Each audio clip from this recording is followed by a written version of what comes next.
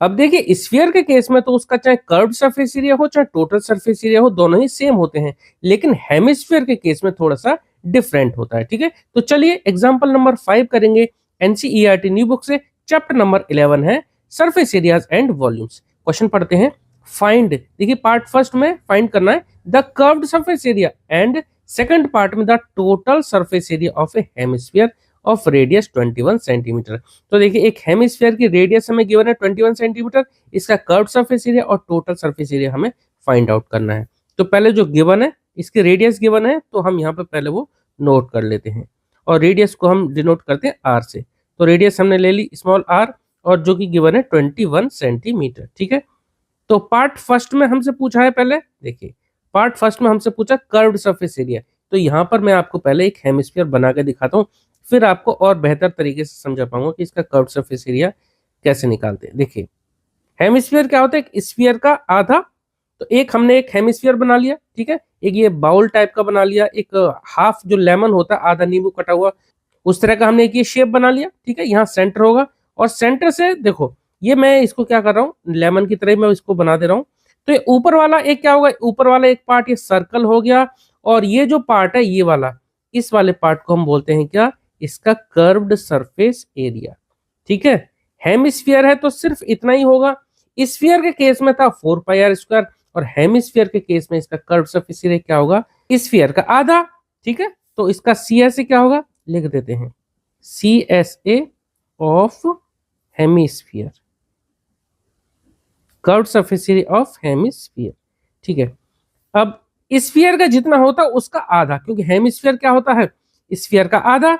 तो Hemy sphere का होता है 4 पाई आर स्क्वायर, और हेमिस्फीयर का कितना हो, इसको 2 से डिवाइड कर देते हैं, 2 2 जा 4, यानी कि हेमिस्फीयर का कर्व सरफेस एरिया कितना होता है, 2 पाई आर स्क्वायर सिर्फ। ठीक है, आर हमें पता है 21, फटाफट से वैल्यू पुट कर देते हैं। तो 2 इंटू पाई की वैल्यू नहीं दे रखी है क्वेश्चन में, तो हम ले लेंगे 22/7।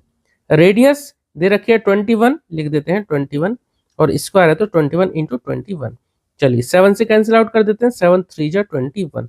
अब जितना बचा सबको मल्टीप्लाई कर देंगे, 22 इंटू 2 ये हो जाएगा 44, और उससे पहले चलो मल्टीप्लाई ही कर देते हैं डायरेक्ट, 44 इंटू, अब 21 को 3 से मल्टीप्लाई कर दें, तो 3 1 जा 3, 3 2 जा 6, तो ये हो जाएगा 63।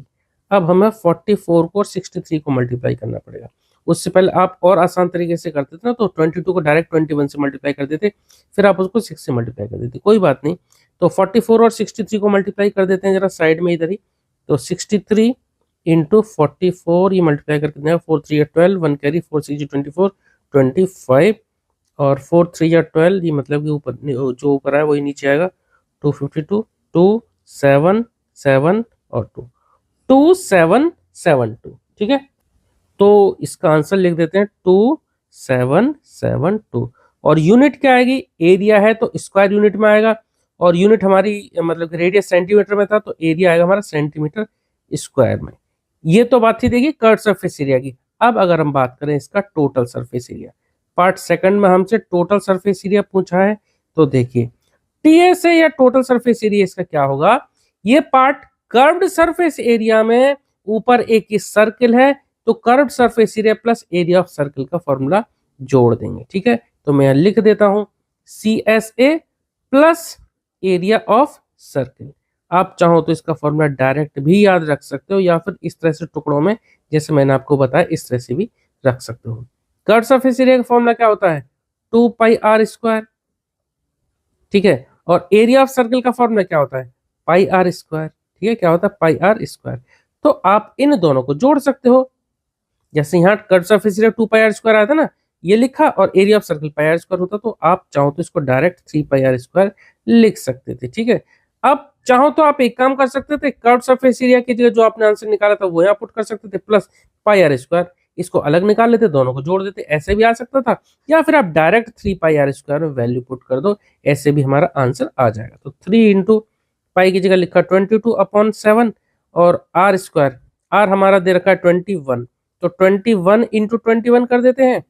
ठीक है, 7 से कैंसिल आउट कर देते हैं, 7 3 जा 21, क्या बचेगा, यानी कि यहाँ 3 इंटू 22, ये तो हो जाएगा 3 2 जा 6, 3 2 जा 6, 66 और इंटू 21 इंटू 3 ये हो जाएगा 63।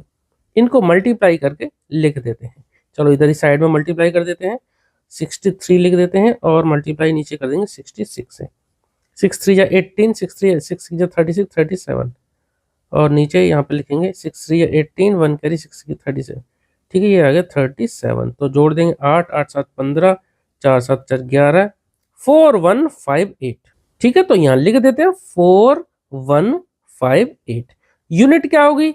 Centimetre square. यूनिट दोनों की सेम रहेगी, चाहे कोई सा एरिया हो, हम स्क्वायर में लगाते हैं। अगर मीटर में दे रखी होती रेडियस तो मीटर स्क्वायर लिख देते। ठीक है, सेंटीमीटर में तो सेंटीमीटर स्क्वायर। ठीक है, ठीक है, तो ये क्वेश्चन हमारा कंप्लीट हो गया। उम्मीद करता हूँ आपको समझ में आया होगा। और हाँ, इस चैप्टर के सभी क्वेश्चंस को डिटेल में कंप्लीट कर चुके हैं, तो आप डिस्क्रिप्शन बॉक्स जरूर चेक करना, वहां मैं पूरे चैप्टर की प्लेलिस्ट की लिंक दे दूंगा। ठीक है, चलिए मिलते हैं नेक्स्ट वीडियो में। Okay, thank you.